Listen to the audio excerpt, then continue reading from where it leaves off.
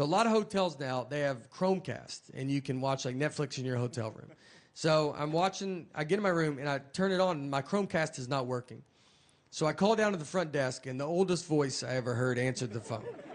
This guy was a Civil War survivor. I mean, he was the age where you just go, thank you for your service. And it's like, was in the Army? You're like, probably, man. I mean, there's an age where like they all had to go at that age, so just say it.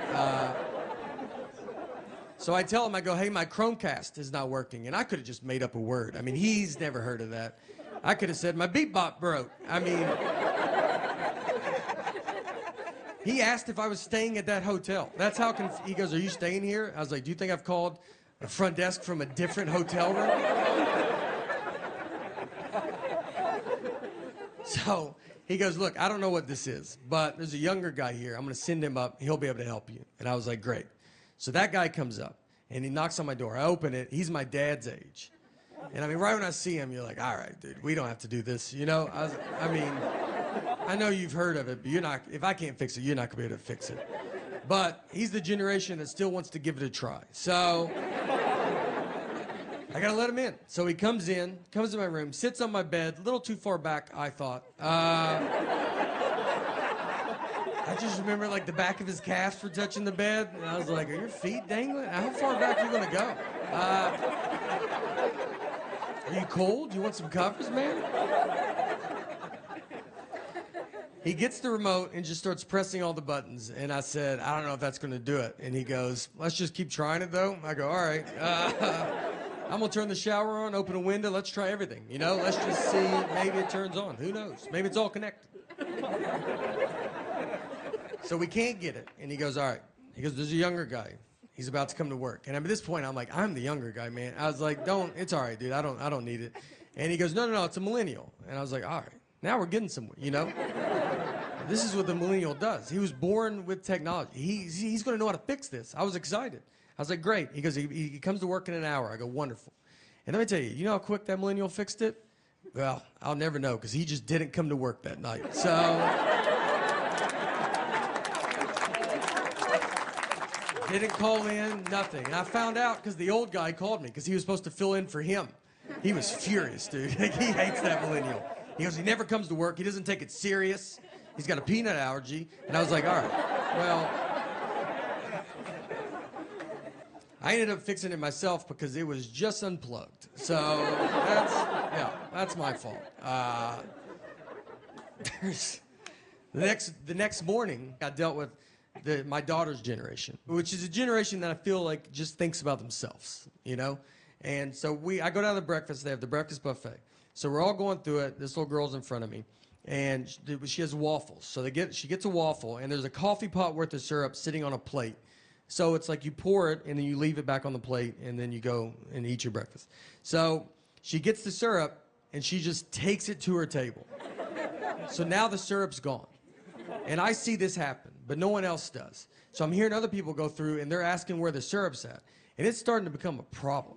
I mean, people are like, where's the syrup? And the hotel's like, I don't know. That's all the syrup we have was out there. And I know where it's at, but I'm not trying to get involved, you know? I didn't wake up and just think, I hope I get to talk to everybody this morning. I mean, when you roll out of bed, you're not like, I hope I'm about to get in the thick of it down there. So I'm just trying to say stuff as I walk by people. I'm like, maybe someone took it to their table. Look around, maybe. I just like keep going. Do you see that little girl's table over there? Maybe they have it. And no one's picking up on this, so I just have to go get it. And this girl's sitting with a bunch of her friends. So I go over to them, and I was like, hey, can we get that syrup back? That's kind of for the entire hotel. And they go, whatever. All of them. Just blew me off. And then the father in me kicks in. I go, all right, well, just a heads up, just so you guys know, I did nothing wrong, and you guys have ruined breakfast for everybody. I don't know if you've ever eaten out in public before, but do you see me over here with a tub of eggs? Do I have all the eggs? You did everything else, and for some reason you thought, I bet this is all my syrup. And where are your parents at, you know? A couple of them started crying. Felt good, to be honest. I was away for a little bit. I like to practice on other children, you know, my discipline. And to make fun of my generation, just so it doesn't seem like I'm trying to skip over, Another hotel I was at, another syrup incident, actually. I mean, I'm a big fan of waffles, so syrup, I'm around syrup quite a bit. And we're at a Holiday Inn Express. So the breakfast buffet there is where they have the cereal where you turn the knob and like 4 pieces fall out. It's like how you feed a cat for a long weekend, you know? That's enough. They had batter and syrup. And so you pour they had the waffle iron where you make it yourself. So you pour the batter on the waffle iron, you shut it, you turn it over, it locks, it cooks for 2 minutes, you turn it over, you open it, half the waffle comes off, half stays forever. That's how you eat a waffle. So I'm with my buddy of mine that's my age. So we go through, he's in front of me, not really talking or anything, just going through. He gets to it, it's batter and syrup, they're in clear containers. They're not labeled, but they're in clear containers. He gets the syrup and starts pouring it on the waffle iron. And I'm not even stopping him because he's not doing it where he's going, I've never done that. He's doing it where we're probably going to try it after. I mean, he's just like, you're like, dude, I can't wait to see what this guy's making. Like, he might know something that I don't know. He shuts it, turns it over, it cooks. He's like looking at us. We're like, I mean, the whole line's like, yeah, what is that going to be? And it makes black smoke is what it makes. Just, I mean, dark black smoke. Just starts filling the lobby. The manager comes over. He's like, what are you doing? He's like, I guess I poured the wrong one. These are not labeled. And the guy's like, they're in clear containers. Do you not know the difference of batter and syrup? And he's like, I bet it happens all the time. He goes, I've worked here my whole life and I've never seen this. So they threw the waffle iron. They just throw it away. That's what they have to do. Just throw it away. It's over. And now there's no waffle. I mean, we went from all about to get a waffle to it's upside down in a trash can. And then he just turns and looks, and it's just a line of people with that little foam plate. And just everybody's sad. I just hear someone in the back go like, I set my alarm for this. I mean, 2 guys didn't have shoes on. They go, I ran down with no shoes in that elevator. I thought I was going to miss it. My parents are in their 60s. And when your parents hit their 60s, just so you know, you kind of realize that you go, all right, I'm in charge of this family now, you know? They don't give it up. They don't offer it away. They just start doing stuff that you're like, I don't, you know. We went to the store the other day, and we walked back to the car. We were in the store for an hour. We walked back. The driver's side door is wide open. He drove, opened the door to go inside, and just kept walking. He's been driving for 50 years. And I know cars are getting crazy, but one thing that stayed the same in all these 50 years is you got to open and shut that front door. My dad wore my mom's pants to a funeral. That was the day that I was like, look, we can't listen to this guy no more, you know? We got to go get him. He doesn't know what's happening. It usually starts happening when you start doing the holidays at your house instead of your parents' house. That's when it starts happening. And so my parents, once we did that, they downsized into a 2-bedroom townhome. So they still want to do Thanksgiving at their house, but they don't have the room for us. There's like 20 of us. It's like a college kid being like, do you want to do Christmas in my dorm room? There's a table for 4, and then they have to put a train of TV trays and nightstands that just weaves down this hallway. I mean, you're sitting on stairs. We made the kids go eat in the car. We just go back in the car. You can't even eat inside. My mom didn't have ketchup. I was like, everybody just has ketchup. It just comes in houses. If I went to some alcoholic's house, he would have ketchup. His whole family would be gone, but I would say, do you have ketchup? He'd be like, I'm not that gone, man. So I grew up in the 80s and 90s. I was a kid in the 80s and 90s. And during the 80s and 90s, kids were getting kidnapped pretty rapidly.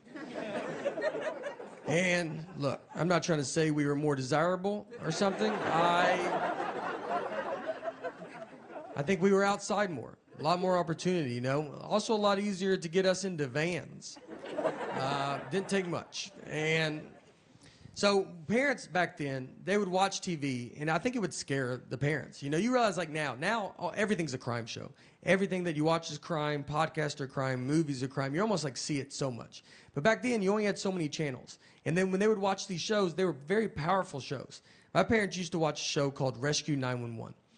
And it would just show reenactments of crimes. And it was powerful. I've seen 3 seconds of Rescue 911. I remember walking through the living room. My parents are watching it. I look at the TV. A guy has a ski mask on, and a woman is asleep with her feet out from under the covers, and he started rubbing her foot. That's all I saw. I kept walking. I don't know what happened before or after, but I know I've never been able to sleep with my feet out from under the covers because I accidentally saw that 30 years ago.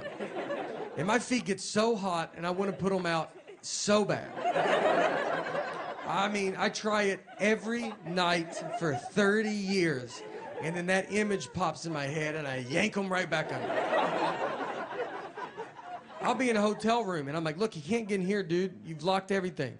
And I'm like, that's exactly what he's been waiting for. He's probably already in here. So my parents, I think, watched a Rescue 911 where a kid went missing. So it got them scared. They were like, I think they took it as like, look, you guys are getting kidnapped. There's nothing we can do. It's happening.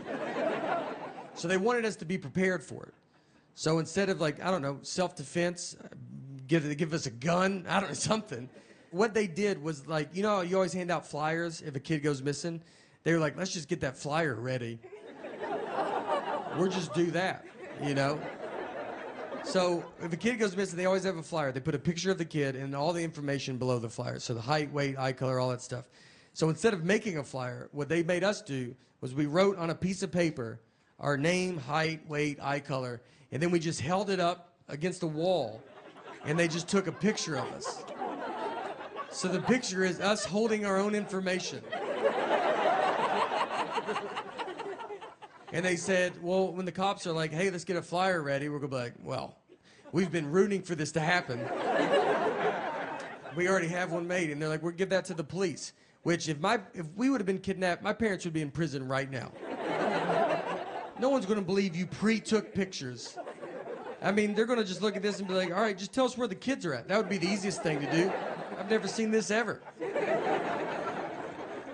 They had to go get that printed at Walmart, too. You couldn't do that at home. You had to go show people that you're crazy. We walked in Walmart, and the guy was probably like, hey, do you think I could talk to your kids by themselves for a little bit? I'd love to just chat with them.